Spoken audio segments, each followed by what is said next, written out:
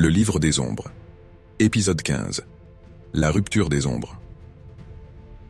Alors que la lumière et les ténèbres se déchaînent autour d'eux, Émilie, Patricia, Damien, Wilfried et Hector sentent l'immense pouvoir du néant qui lutte pour échapper à leur emprise. Les incantations qu'ils prononcent résonnent, mais l'énergie sombre devient de plus en plus instable, comme si le néant lui-même refusait d'être scellé.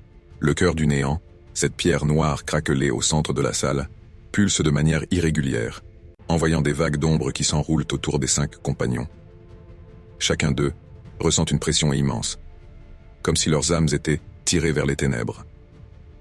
Le livre des ombres commence à luire intensément, unissant leur énergie en un faisceau de lumière qui entoure la pierre, affaiblissant peu à peu les vagues d'ombre.